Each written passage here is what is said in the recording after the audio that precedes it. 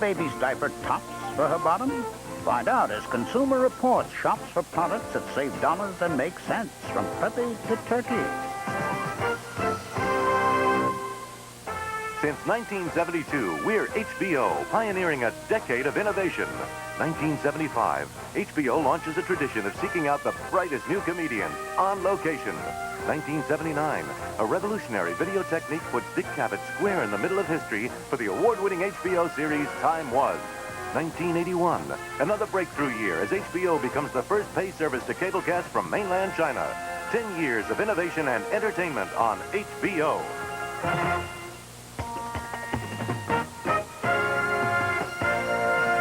Happy anniversary, HBO. We know who the real champs are. You're watching HBO. We're celebrating 10 years of entertaining you.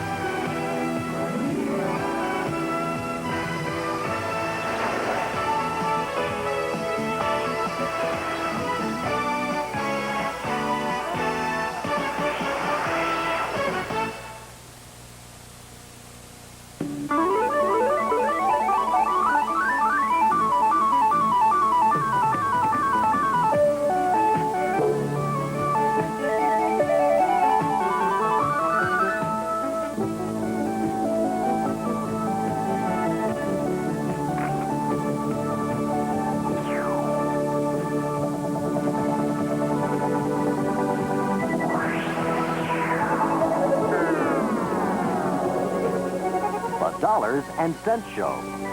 Facts to answer your questions about products you use in your home.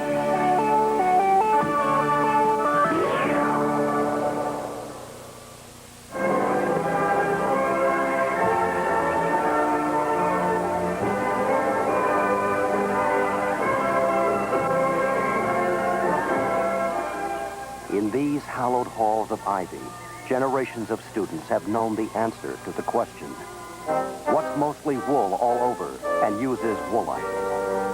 The answer? A preppy. The Shetland sweaters, the wool scarves, the fine cotton blouses, the wool socks, all require special care. Not only preppies, but a lot of people think of woolite as being the best bet for their hand washables. But is it? To find out, Consumer Reports tested and compared 11 liquid and powder detergents, including 2 types of woolite, to see how well they cleaned.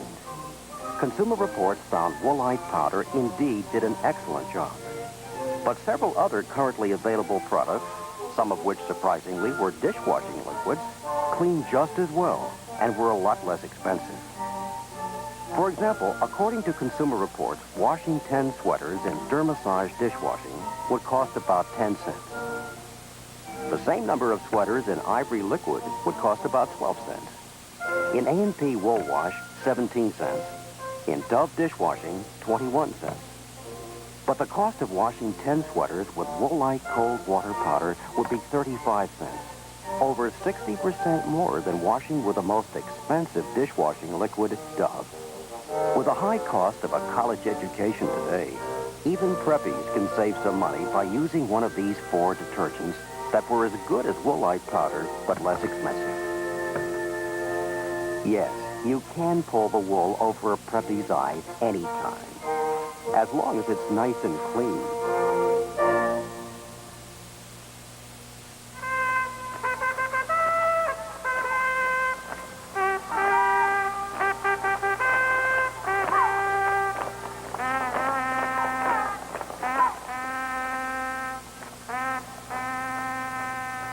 My name is Sergeant Crunch.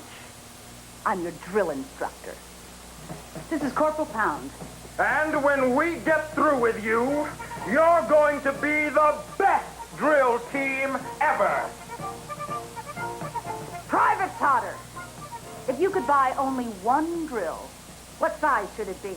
Consumer Reports recommends the standard 3/8-inch model, sir. Private Spence, of the 3/8-inch drills tested, were any not safe enough? Yes, sir. Of the models currently available, one was not safe enough because the trigger lock failed to disengage properly in the Consumer Reports test, sir. And what was the name of that drill, Private? The drill was the Win PR82. It was rated not acceptable, sir. Private Wombly, which 3/8-inch drill excelled in the test? The Black & Decker 7159 was top-rated because it excelled in the Consumer Reports test, sir. What did it cost, Private? The Black & Decker 7159, list price $90. List price $90. $90 what? $90, sir. Private Totter, which drill was rated a best buy for the money? The Black & Decker 7190, list price $35, provided enough power for most jobs and was rated a best buy among the drills tested, sir. All right. Today's detail is KP for everyone. Stop writing! You will go into the mess hall, and you will drill holes for hanging the new cabinet. Now, quick. March! 2, 3, 4.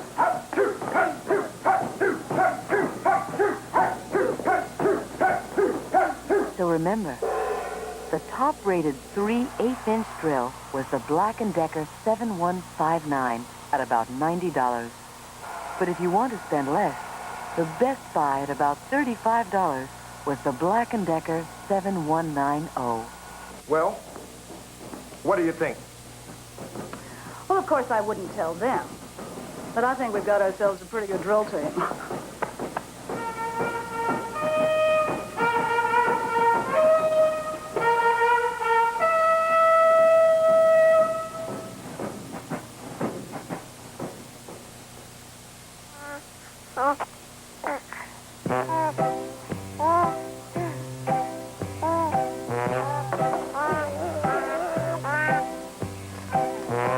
Ramsey, Brian, Catherine, Katie. They're all cute, and they're all different.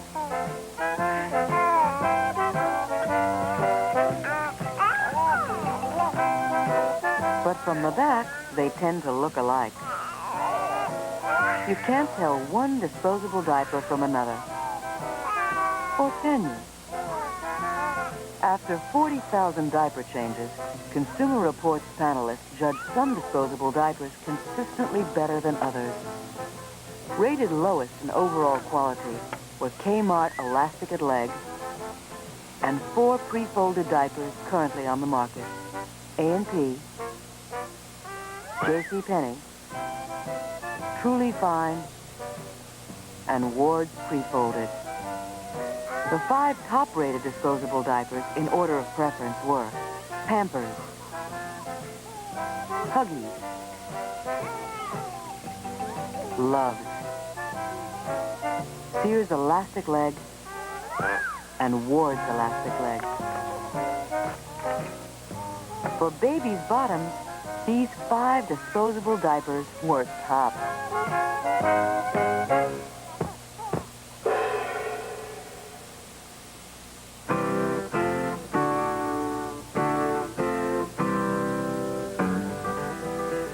Mixed up about all those cake mixes. Don't know which ones to choose. Consumer Reports tested dozens of the most popular brands for taste and texture. Of the 19 yellow cake mixes tested, only one was rated very good. Betty Crocker Golden Pound Cake. Of the 15 white cake mixes tested, 2 were rated very good. Pillsbury White Angel Food and Betty Crocker White Angel Food. Of the 24 chocolate cake mixes, and chocolate is the most popular flavor, 3 were high rated. Betty Crocker Super Moist Chocolate Fudge, Jiffy Dark Fudge, and Duncan Hines Deluxe 2 Deep Chocolate. So when it comes to cake mixes, there's no need to get all mixed up.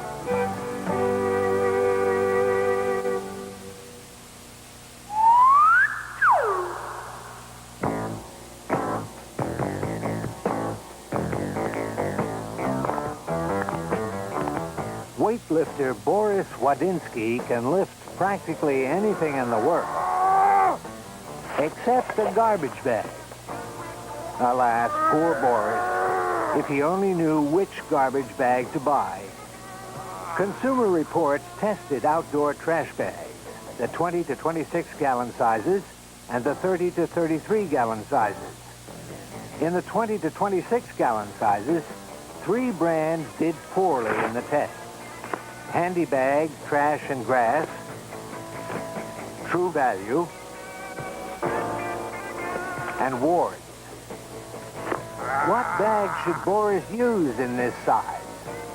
The Sears Bagzilla 26 gallon size was in a class by itself. Every sample Consumer Reports tested came out with hardly a scratch.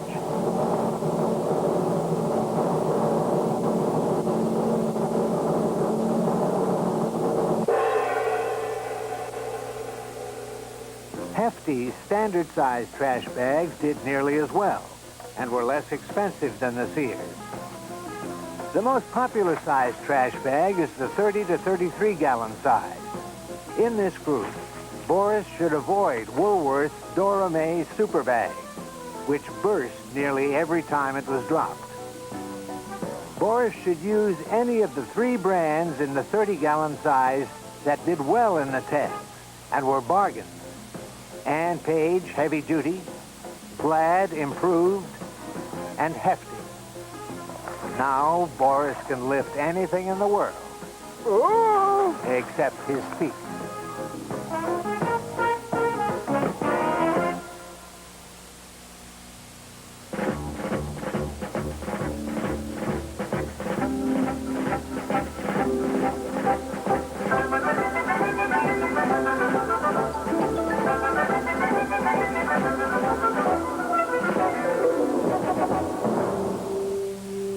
Saccharin is a calorie-free sugar substitute discovered in 1879. Almost right from the beginning, the use of saccharin seemed to be controversial. President Theodore Roosevelt, the saccharin user, had this to say about it. "You tell me that saccharin is injurious to health. My doctor teaches it to me every day. Anybody who says saccharin is injurious to health is an idiot." Today, saccharin dominates the artificial sweetener market as it has for most of the past 80 years. Americans consume an estimated 6 million pounds of saccharin every year, most of that in soft drinks. Saccharin's next largest use is as a tabletop sweetener. It's also the sweetener for certain dietetic foods and other items, such as some lipsticks and toothpaste. Ads selling diet products with saccharin often show sleek, beautiful, thin, handsome bodies. The question is, does saccharin have any health benefits for dieters or anyone else? We don't have good scientific evidence that people who use saccharin-containing products actually are able to lose weight better or to maintain their weight better than people who don't use those products. The National Academy Science Report in 1979 stated that, in fact, it might even cause consumers to gain weight, in that they have this concept that if I drink a diet soda, then I can really splurge on something else. As it stands now, saccharin-containing products bear a label that warns the user. It says, use of this product may be hazardous to your health. This product contains saccharin, which has been determined to cause cancer in laboratory animals. Saccharin does cause cancer in animals. It is a carcinogen of relatively low potency, but animals, in particular rats, who are exposed to saccharin in the womb and throughout their life are more likely to get tumors of the bladder. People who drink diet sodas usually focus on this, and they forget or never even see the warning labels. Well, in the beginning, when the label was first put on the containers, it did have some effect. With time and with familiarity, there are people who've forgotten it's even on the container to begin with. And that's the effect of warning labels. They become familiar and they're no longer warning. Use of saccharin in soft drinks and other processed foods has been banned in Canada. In the United States, the law says that a substance causing cancer in man or animals may not be added to foods. In the case of saccharin, which does cause cancer in laboratory animals but still is available in our food supply, a special law was passed to permit this. In large measure, this was a response to the fact that saccharin was the last remaining artificial sweetener. The reason that saccharin is not banned at the present time is because there was such a public outcry that was generated by the soft drink industry, who paraded as the Calorie Control Council and took out full-page ads and really undertook a campaign to put political pressure on Congress to pass a bill which would allow this cancer-causing additive in their soft drinks. How much risk of cancer is there for someone who drinks a lot of diet soda? We can say with some assurance from our study of 3,000 people with bladder cancer and 6,000 people without, that drinking up to 2 cans a day carried no evidence of any increased risk. We're much less certain about doses well above that. It's the people who consume extraordinary amounts, 6, 7, 8, 9 saccharin-sweetened drinks a day, that might be at particular risk. Certainly during pregnancy, I would try to limit my intake of saccharin-sweetened materials just as much as I possibly could. I would tell people, if they were considering a diet drink with saccharin, is to avoid the unnecessary risk. Try dieting a more sensible way that has more lasting benefits. There's no question that saccharin is a carcinogen, and there's question, really, if it helps you in your diet. So I think the best alternative is to avoid it. So if you drink a lot of diet soda because you see this, go easy. Don't forget to read the fine print and consider your health.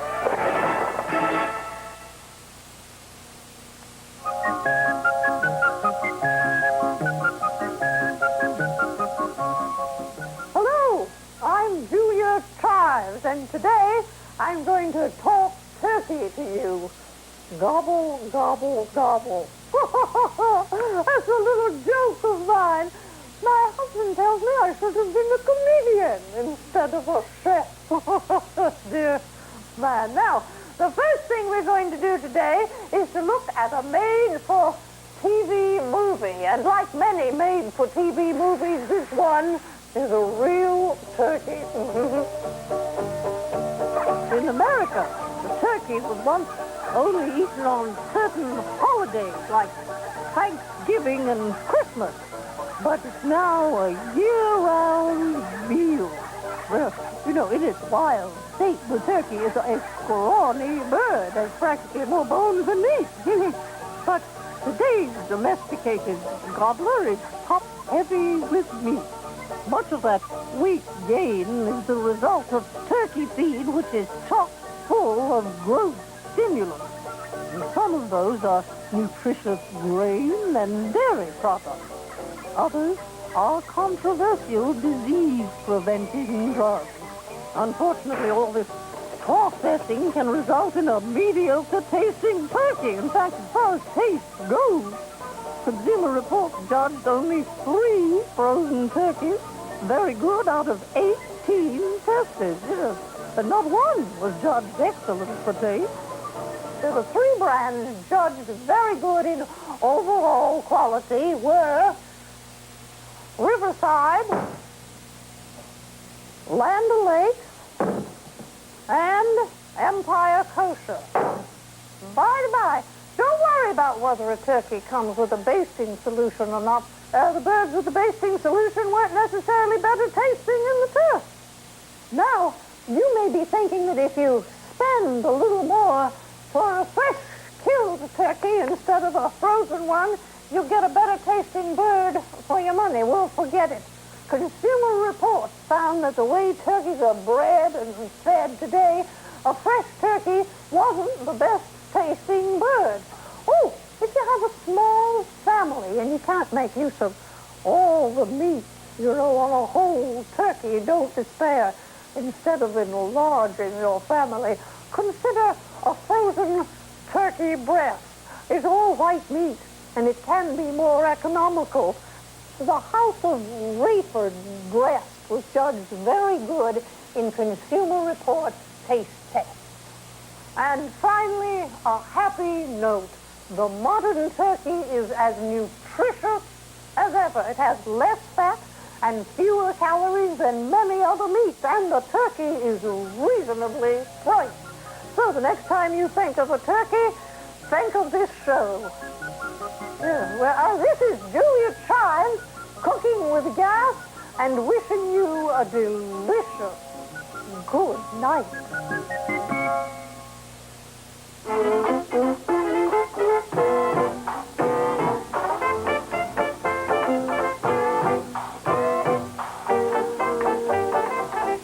Aspirin stood alone in the world of pain relievers up through the Jazz Age. Then, in the 1930s, Anacin began to be heavily promoted. In 1948, Bufferin came on the scene. Followed in the 1960s by the extra-strength pain relievers, such as Excedrin. In the 1970s, Anacin's arthritis pain formula and arthritis strength Bufferin came along. And in 1979 came still another wrinkle, maximum strength Anacin.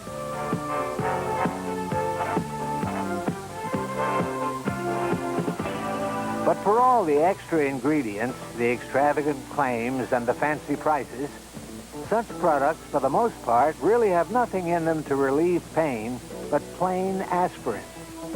Take Anacin, for example.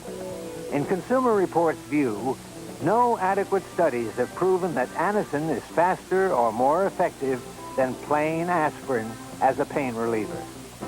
As for Bufferin, clinical studies have not shown that Bufferin offers faster or more gentle pain relief than aspirin.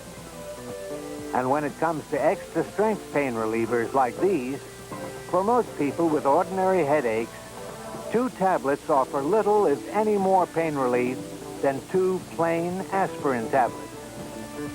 So remember, in Consumer Reports' judgment, no non-prescription pain reliever, buffered, extra strength, maximum strength, or whatever, is more effective than plain aspirin.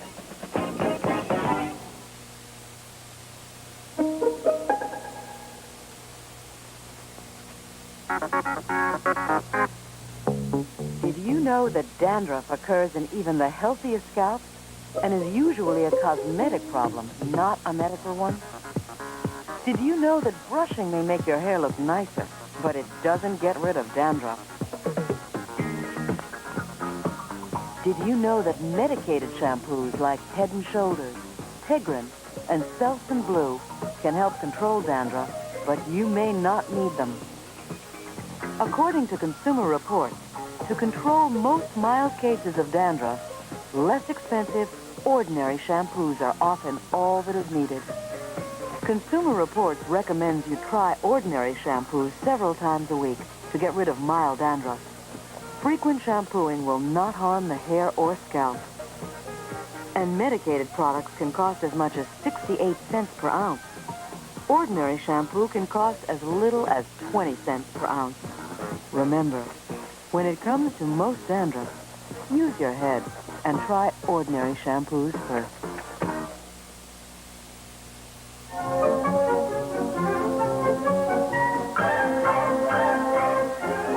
Stan Garland and Oliver Hefty have gone into business as home cleaners.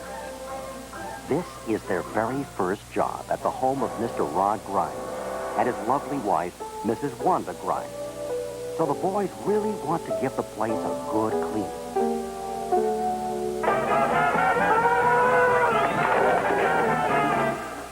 but they don't know which kind of vacuum cleaner to use.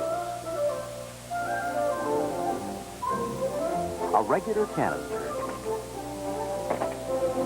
a canister with a power nozzle, or an upright. According to Consumer Reports, where you have a room with a large carpeted area, an upright model is a good choice. Among the uprights tested, costing from $200 to $350, 4 models were high rated. In order of preference, they were the Hoover U3101-900, J.C. Penney's 6049, the Eureka 5060, and the Electrolux Deluxe 1451E. But for bare floors, loose mats, and furniture, an upright won't do. You need a canister.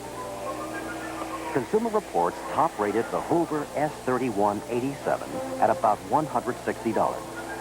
It was easy to push and good at picking up litter on the surface. For cleaning carpets with deeply embedded dirt, you need to use a canister with a power nozzle. The Hoover S3199 at about $380 was really outstanding, but it was the most expensive model in Consumer Reports tests. The Hoover S3193 at about $240 was just as good a cleaner, but with fewer conveniences, and was judged a good value.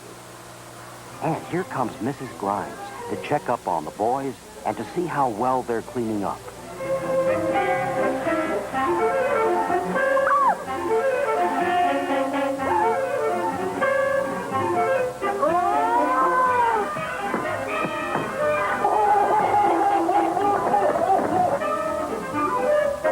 If I ever catch you with my wife again... So you may find out, as Stan and Ollie did, that with the right vacuum cleaner, a home can be cleaned out.